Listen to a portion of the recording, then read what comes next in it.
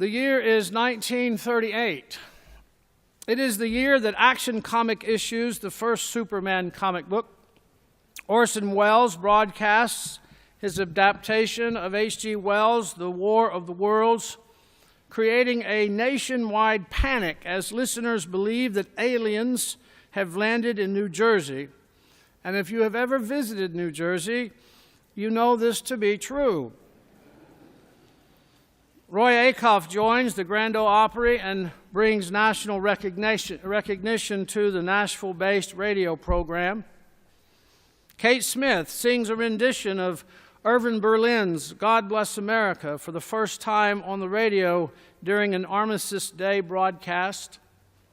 Benny Goodman refuses to play Carnegie Hall when black members of his band were barred from performing. Time magazine's Man of the Year was Adolf Hitler, getting this distinction as most influential and not best man of the year. It was also the same year that Hitler seizes control of the German army and there is a rise of Nazism and anti-Semitism.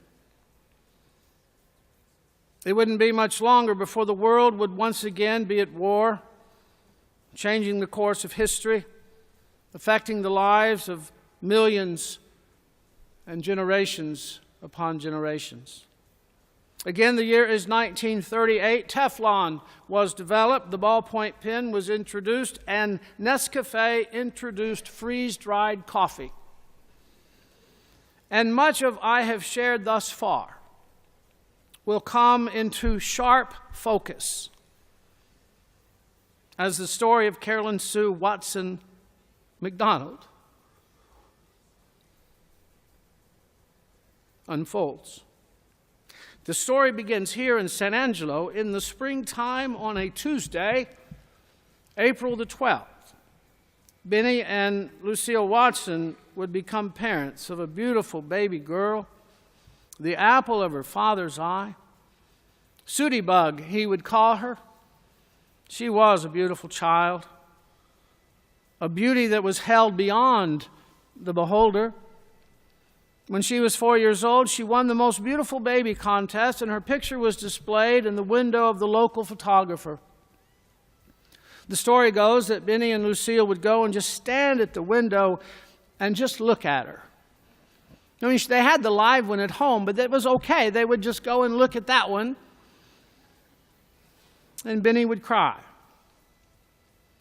This story and more was shared by her lifelong friend, Delpha Edwards, who she might have added in the conversation that she was also voted the most beautiful redhead baby. But let me warn you, don't be fooled by their beauty. Together they terrorized the streets of their neighborhood. To her own admission, Delpha shared that they burned down the Watsons' chicken coop, trying to use one of the chicken bins as an oven. By the way, Delpha, did the chickens come out rotisserized or extra crispy? It's what I want to know. Then there was a time that Delpha and Sue, a.k.a. Thelma and Louise, had a discussion about death and the afterlife. They wanted to know what happens after you die. You know the old saying, curiosity killed the cat. Well, in this case, curiosity unearthed the cat. In other words, they dug up a dead cat to see if it was still there. They also wanted to know about love, and so they would go to the movie theater and they would watch Streetcar Named Desire and Bird of Paradise. And then there was the time they decided that there needed to be more Christmas on Coberland Street. So they went to Sears and Roebuck and they talked with the store manager about needing to borrow a Santa suit, and perhaps during the request might have insinuated that they were representing San Jacinto Elementary School, which they were not. And Delpha was older and taller, so she wore it as they walked up and down the streets wishing everyone a Merry Christmas. And then one year they put on their own rendition of the nativity scene The Watsons' garage became the stall. Delpha was the angel, and Sue was Mary. Delpha shared that Sue was typecast because of her blonde hair and blue eyes, which, of course, most Middle Eastern girls are very blonde-headed and blue-eyed. Other stories from her long-life friend include how when they would have their little spats, they would both storm off into their homes, but then in a little while, one or the other would go and sit out on the curb and begin to whistle out, which meant it's okay to come out and play now. And so they carried on as if nothing had ever happened. But in all of the stories she told, the most telling of their friendship involved 4 feet and 3 shoes. In the summer, they would walk from Coberland to Bell Street and play and swim in the river. But Sue really didn't like water. She was afraid of it, and so they really kind of just played in the mud. Well, one day, one of them lost a shoe, and it was never to be seen again. So they walked back home on hot concrete and asphalt streets, taking turns sharing the other shoe. When it would get to the point of too much pain, even too hot to trot, if you will, they would stop and they would trade places. Getting back to the timeline, the year is 1942, and ever since December the 7th, 1941, our country had joined the war in attempts to defeat the dictator whom Time magazine had deemed Man of the Year. As mentioned, war changes history and lives. In Benny's case, it turned a chef at the San Angeles Hotel into a soldier, trading a chef hat for a helmet and an apron for a uniform. And it was around Christmas time that Daddy left for war. And when Benny came home, the war waged on within him. He was a changed man, and not for the better. And as many veterans, Benny suffered in silence because our culture had romanticized the war. And as a result, his behaviors became destructive to his health and relationships, especially his family, which 11 years later, after Sue, Benny and Lucille would bring another life into the world, another daughter whose name would be Peggy. And for Peggy, Sue was her shelter. She was her refuge. It was a role and responsibility that Sue understood and accepted. Delpha shared how when Peggy was a baby, they would put her in the basket on the handlebars, and all 3 of them would ride up and down the streets in a bicycle built for one. Sue's care for her began that early in Peggy's life. And Peggy shared she wanted to be with her every moment that she could and would watch her every move and would try to do whatever Big Sister did. Growing up in San Angelo, Sue would attend San Jacinto Elementary School, Edison Junior High, San Angelo, and Lakeview High Schools. She was a cheerleader at Edison, member of the band, a flautist, and became drum major. And during those years, when she was around 14, and it was at the movie theater that Sue continued to learn about love. Remember how I started. But this time, it was not from the big screen. It was from a young man by the name of Fred Mcdonald. Fred's friend, Bud Richardson, introduced them at the theater, and according to Fred, it was love at first sight. And apparently she did as well. Fred was a few years older than Sue. And Melody, or Jenny One, shared that to her, he was like Elvis Presley, with that flat top and good looks. And when Fred talked about how she looked in his eyes, he lit up. But according to Jeff, what Fred failed to mention is that so did Sue on their first date. She lit up a cigarette and she left it burning on the floorboard of his car, which caught on fire and burned to the ground while they were watching a movie, which certainly makes the Elvis connection even more apropos. I believe one of his songs was Burning Love. But in this case, it would be a heap of burning love, it would be. But the love indeed burned hot, white hot, forging hot, melting of hearts, shaping lives hot. Love that continued to burn even while Fred was drafted and served in the Korean War, gone for 2 years. They stoked the fire through writing of letters, putting ballpoint pen to paper.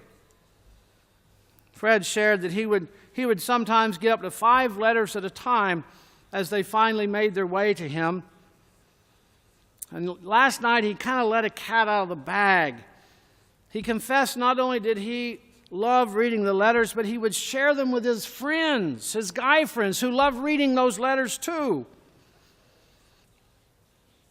Well, Fred, I need to tell you that there's been another cat in that bag that you might not know about. Delpha used to help Sue write your letters. She confessed that to me just the other day. When Fred came back from Korea, he enrolled in San Angelo College, and all the while waiting for Sue to graduate from high school. And I asked Fred if he remembers what it was like seeing Sue after 2 years, which makes a lot of difference in a young lady's life. She was more beautiful than ever. He said, I used to pinch myself, hoping that I wasn't dreaming. And then he used to say, I used to think I was lucky, but I know now I was blessed. Sue graduated in May of 1956, and they were married in August of the same year. Fred shared a quote from Paul Harvey that he believes best describes their life together. The quote is, I made the living, and she made life worth living. This was certainly expressed by those who loved and lived with her the most. Here again, the words from Proverbs, her children rise up and call her happy. Her husband too, and he praises her. Sue and Fred's children, Melody, Jeff, and Jenny, profoundly understand how blessed they have been to have Sue as their mother. They describe her as always loving and caring, insightful and intuitive, resourceful, elegant and classy, always present, always interested, always engaged, locked on in their lives. And her grandchildren share the same. Sue delighted in delighting you. And she did it in so many ways. Not only decorating her home for all the holidays, but in the words of Kenny Rogers, she decorated your life. One of her life's roles was caretaker, and did so especially in offering such hospitality at the table. She was an amazing cook, and she knew everyone's favorite, and she always prepared them for you. I dare say Teflon did her well through the years, especially during the holidays, Christmas being her favorite. Apparently, one of her signature dishes was rum cake, which she would make every season. And she would make them for so many people. She made lots of cake, which meant she bought lots of rum. So much so that she was worried about what others were going to think. So she would go around to other different liquor stores so it didn't look as if she were buying quite as much. See, she didn't want people to get the wrong idea. Appearance and impressions were important to her. She felt important to put your best foot forward, so to speak. Manners mattered. Look your best, be your best, do your best, not for others, but for yourself. Be the best you can be for you. And not only did she know all of your favorite foods, she knew you intimately and individually. She knew your goals, she knew your dreams. She knew just the right time when you needed a sense of encouragement to keep going, to follow, to not settle for anything else. Sue understood that the meaning of life is determined and defined by what we give it. And for Sue, life was to be loved and lived to its fullest. So embrace it all. Embrace the good. Embrace the bad. Embrace the easy and embrace the hard times, for such is life. As Fred shared, in the midst of the hard times, it's those times that cause us to struggle that we find out what we and others are made of. In their early years, it was Sue's encouragement that kept Fred in school. It was his dream to be an architect. Yet it was her persistence and willingness to sacrifice that helped Fred achieve his dream as they built their lives together.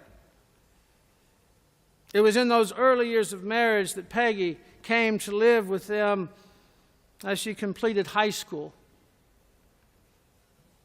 Sue continued her role and responsibility and made sure that Peggy had what she needed, whether it be a dress for the prom or sisterly advice.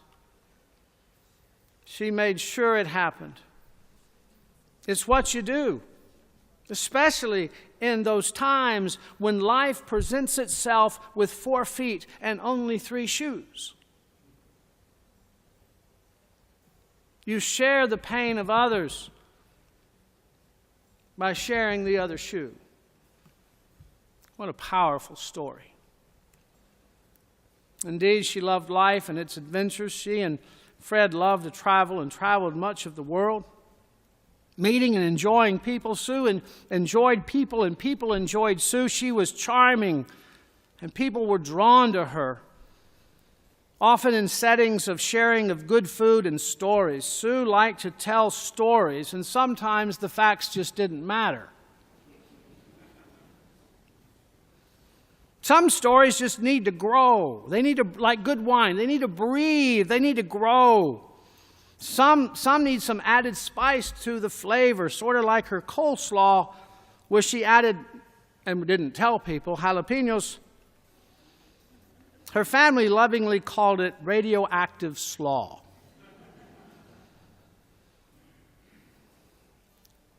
Well, Sue's stories were like that. You just had to juice them up a little here and there. But she always served those stories with a smile.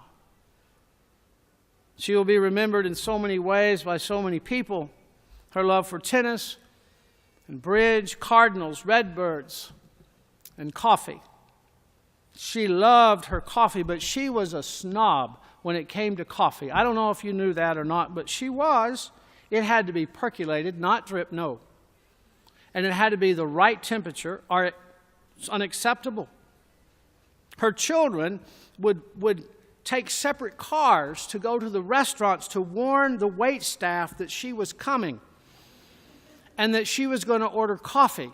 And this is how it had to be. And if it wasn't right, they were going to spend the whole night going back and forth to the kitchen with coffee.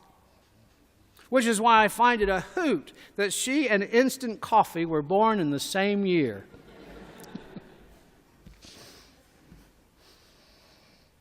She loved to dance with Fred, dancing to the music of the Grand Ole Opry and dance halls and streets throughout. She was so giving, so caring, so full of life, with so much more to do, until the diagnosis came. Cancer. Prognosis not good. And for a moment, the music abruptly stopped, leaving Sue holding the dance card. And for Sue, the only thing to do is embrace it and to live through it as long as she could. She continued caring for others, reaching to others, doing all that she could to make this part of the journey easier for you. Not her, but you. She didn't want to be a bother. You know, when you have been the caregiver for so long, for so many, it's hard to become the care receiver.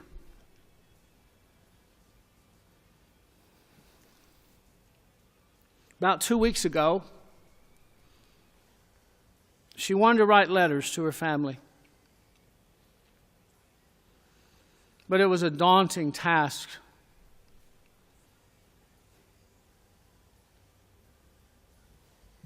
So she called her lifelong friend, who had helped with many letters before. And Sue dictated the letters to every one of you over the phone, except for Fred. She wanted to do that one herself, but she just couldn't do it. And Fred, although you didn't get a letter, you get a song. As I mentioned earlier, when I was visiting with Sue and Fred, she talked with me and she asked if I would do her service. And then she said, and I want you to sing 2 songs. I want you to sing Precious Lord, Take My Hand. The second is Lady by John Denver,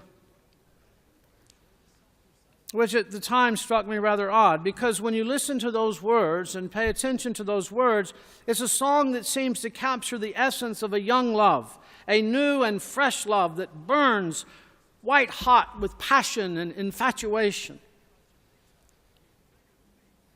But now I understand, and how fitting is this song, because through the years, their love remained young. Through the years, it was fresh and it was new. Sue's song to you, my friend.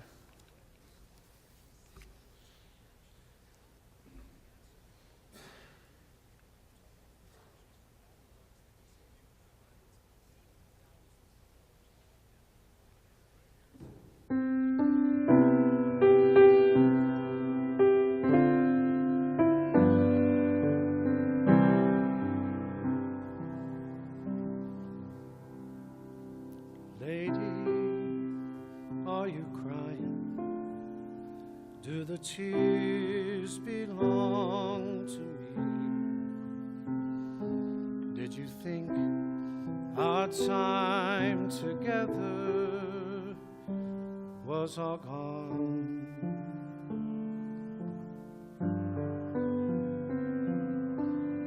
Lady, you've been dreaming. I'm as close as I can be. And I swear to you, our time has just begun.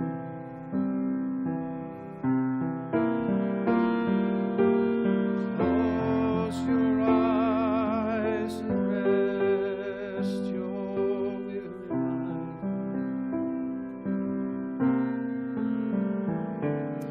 I promise that I will stay right here beside you. Today our lives were joined, became entwined.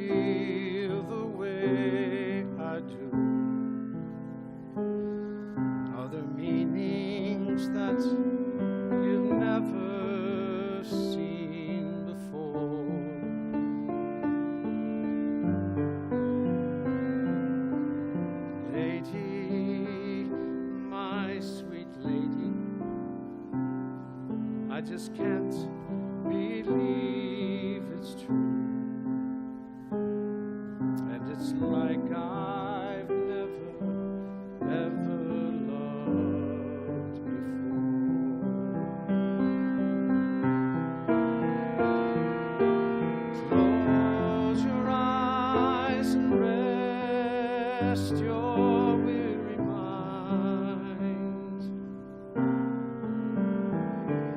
I promise that I will stay right here beside you. Today our lives were joined, became entwined.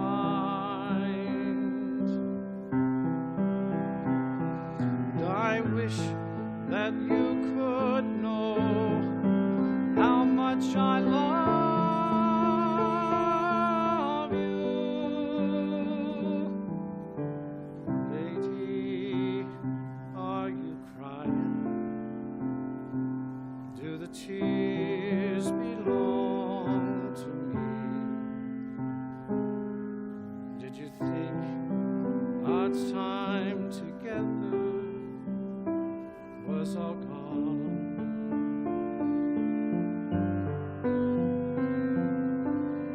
Lady, my sweet lady,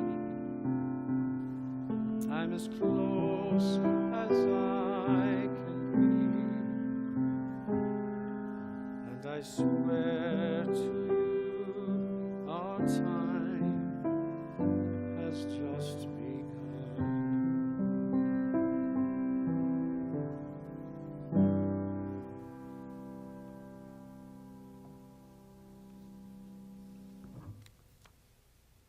Two weeks ago or so, the conversation between two old friends came full circle as they talked about death and afterlife.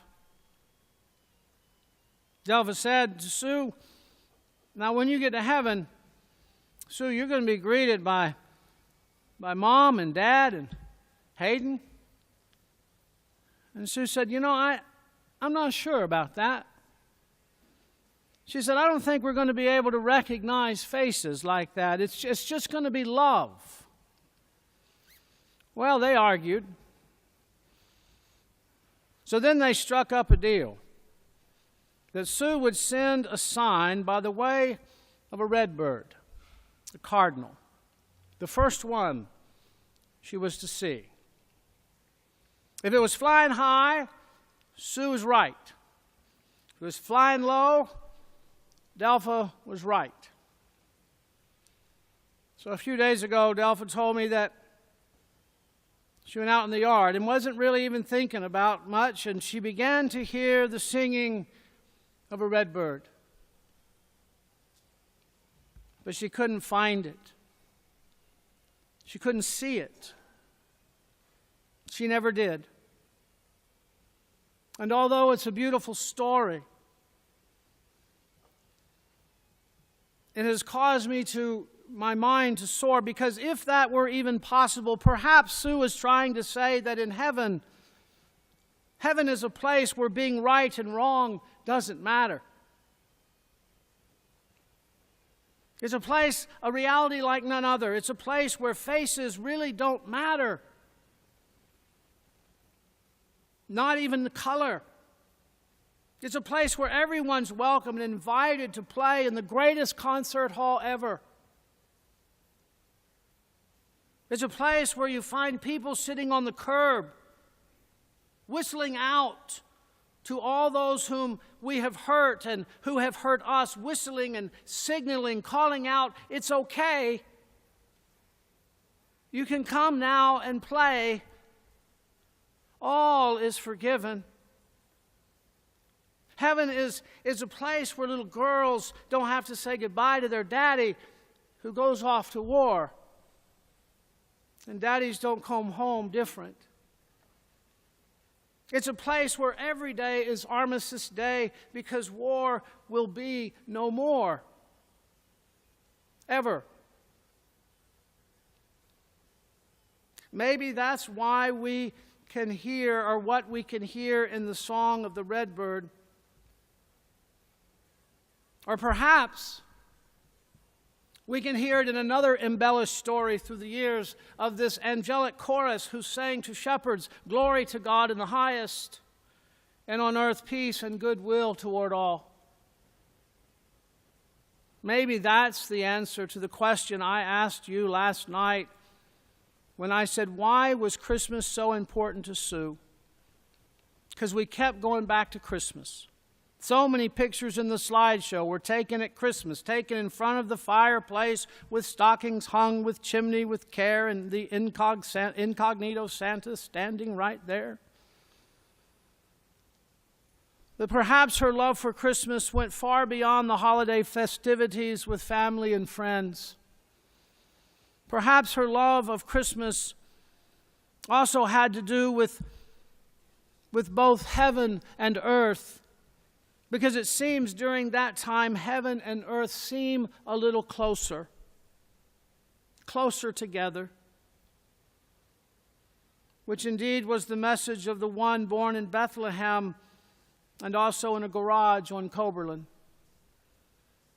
His message was about the reality of how life can be here on earth, now, living with each other now, as if it were in heaven. What is it that we pray? Thy kingdom come, thy will be done on earth as it is in heaven. How blessed you have been by having someone like Sue in your life that helps you understand how possible it is to have heaven on earth. It's pretty simple, really.